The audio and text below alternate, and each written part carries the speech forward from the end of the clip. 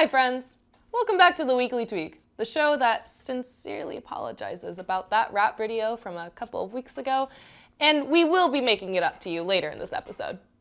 This week, our government has become a real-life 4chan smut story as the slow burn no one asked for or expected has come to light.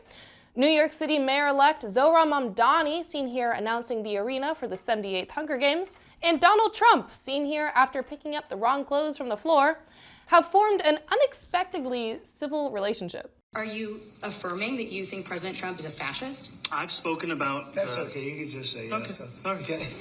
It's easier. It's easier than explaining it, never mind. Their interactions remind me of that one couple at Thanksgiving that is one small fight away from the messiest divorce you've ever seen. But they have to keep it together, at least until Christmas, because Gam Gam doesn't have a lot of time left, and a breakup would just be too much on her heart. Mamdani, also known as Big Daddy Z to those at the White House, has seemingly had an amazing effect on Trump, leading to announcements such as this one.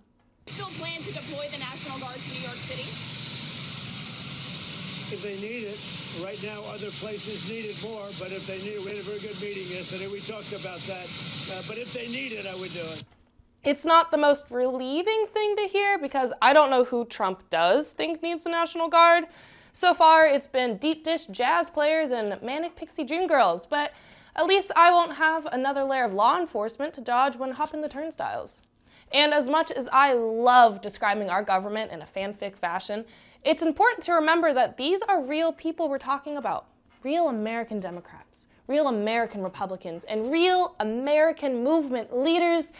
Well, actually, high engagement MAGA branded accounts that present themselves as those of patriotic Americans appear to instead be based overseas, including in Eastern Europe, Thailand, Nigeria, and Bangladesh. Even the Department of Homeland Security was accused of being based in Tel Aviv, Israel. And in response to this instant backlash from users, they posted this meme. Back to the fanfic simile. Clearly, Elon Musk got jealous after his suspicions of Trump not being over his ex were confirmed. And then seeing him go after a man that isn't even his type? Elon has every right to crash out over this. And speaking of the 1% crashing out, an executive of Campbell's, that soup company, was recorded saying this. It's barely anymore. It's so healthy. Now that I know what the in it. Even in a can of soup, I look at it and we could eat bioengineered meat. I don't want to eat a piece of chicken that came from a 3D printer, do you? No, I don't want to eat 3D printed chicken either. At all, actually. Campbell's has officially released a statement basically saying, he's lying, which, sure. But if you could maybe show us your chicken printer instead? It'd be like Cloudy with a Chance of Meatballs, but less whimsical and more concerning and cancerous. In other non-government related news, Apple released a designer bag a couple of weeks ago called the iPhone Pocket. Now, normally we don't like to cover news that is older than a week. And I wasn't even planning on covering this week, but when I looked up Apple bag, the first link was to Apple's website to buy the bag. The second link was for a Parade magazine article titled, I made the viral paper bag apple pie, and it's a total game changer. Of course, I had to read the article. The pie is said to be a game changer after all. I learned some very interesting history. For one, paper bag apple pie has a long history and can be traced back to an Amish cookbook, the ABCs of paper bag cookery. And now, all I want for Christmas is a copy of the ABCs of paper bag cookery. All this to say that an apple pie baked inside of a brown paper bag has proved to be more interesting and worth my time than a singular pocket that costs more than this turtle sculpture made of pure malachite.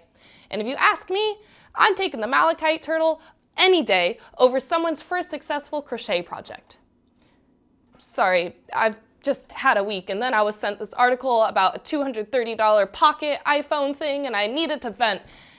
I think we just need to move on because for us to get to a point in time where I can say something like, it's unclear whether that photo of our current president about to blow our past president is real or created by artificial intelligence, a lot had to happen. A lot of lives lived, eras started and ended, societies built and collapsed.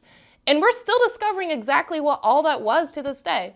So we're gonna catch up everyone on the past in our next segment, Old News.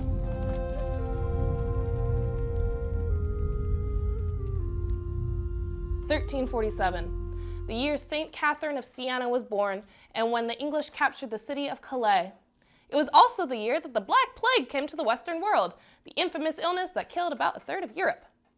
As a brief history, the plague originated in Asia and made its way into a ship headed for Sicily via rats and fleas. And it has been commonly believed by historians and scientists alike that it took 10 years for the plague to travel across Asia and to reach Europe. How did they know? Poems, kind of. There are these writings called makamat. They are artistic, prosy, rhymey, everything your sophomore year English teacher dreamed of. And several makamat written during the time of the plague described how rapidly the illness spread. These alone were what scientists and historians used to make their timeline of the plague. This week, though, scientists learned that sometimes art isn't meant to be literal. These texts, created at the peak of the pandemic, were meant to express fear, disruption, and divine judgment, not map real-world transmission. That's like future historians looking at this meme and then concluding, without any other research or proof, that we all lived in plastic bubbles during the COVID-19 pandemic, when in reality, we were all happily avoiding every other person in the house while simultaneously watching Tiger King and learning to play the guitar. In Egypt, archaeologists found another mummy tomb. The mummy was blinged out with golden tongues and nails. Neither detail is new, but they haven't been seen together before. And by the way, when I say golden tongues, I mean they have currently counted 13 golden tongues in this one guy's tomb. I don't know the regular amount of tongues to be buried with, but 13 sounds impressive to me. Those working on the Central Mediterranean Penal Heritage Project have used technology beyond my comprehension to resurface graffiti from inside the walls of centuries-old Sicilian prisons. The fact that the same rectangular motifs appear multiple times on horizontal surfaces strongly suggests that they were used as game boards for a strategy game known as Nine Men's Morris. Nine Men's Morris is a game that either originated in Roman Empire or ancient Egypt. Either way, I got distracted while writing the script today and spent a decent amount of time learning how to play. It's like if Tic-Tac-Toe and Sorry had a baby, and I will be making my producer learn how to play so that I can win. Also, this week, astronomers discovered karstic caverns on Mars. Karstic caverns, as I'm sure you've never heard of, refer to caves formed by slightly acidic water dissolving the surrounding bedrock. But here's the cool thing about these extraterrestrial spicy holes. This is the first time that karstic caves have been identified on Mars. Why is this important? Well, Mars is quite a terrible place to live. It's hot, super exposed to UV rays, and has constant dust storms that give even the poor little rovers a hard time. But if there were to be life on Mars, it'd be in these caves. They're covered, cooled, and potentially have large amounts of water sitting in the bottom of them. We don't know if there's water in them, but there could be. And that means there could be livable terrain on Mars, which means there might have been microbes that lived in the water, which means Mars might have had life, which means that maybe we're not alone, or at least that we weren't always alone. And who wants to be alone, especially around the holidays? Happy Thanksgiving, everyone. For this festive episode of the Weekly Tweek, we did you all a favor, and as promised in the intro, we will be making up that rap song to you with our new song, it's not a rap, about chosen family and friendship. Enjoy.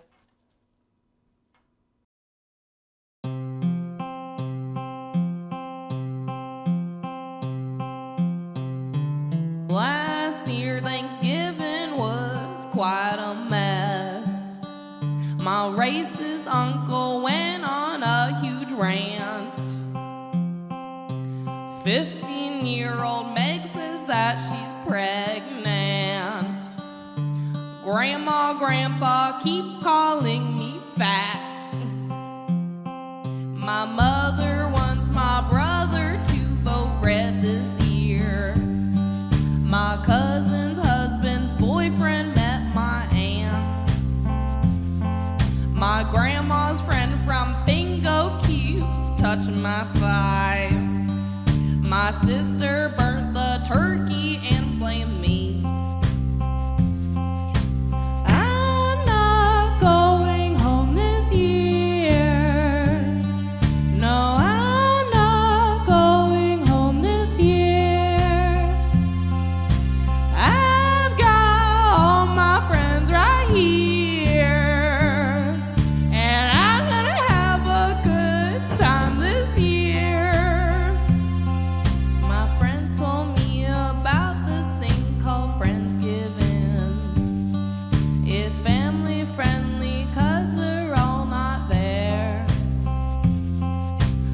Ryan brought beer, Ryan brought rum, Tampa brought tequila, Penny brought poppers, Carly brought coke, Katie brought cake, Harold brought a horse, no one knows why. Wendy brought weed, Sheila brought shrooms, Andy brought acid, and Ethan brought E. Steve brought a snake, Gerald brought a gun, Molly brought Molly, she always does. I'm not going home this year. No, I'm not going home this year. I've got all my friends right here, and I'm gonna have a good time this year. I'm not going home this year. No, I'm not going home this year. I've got all my friends right here. I found my home right here.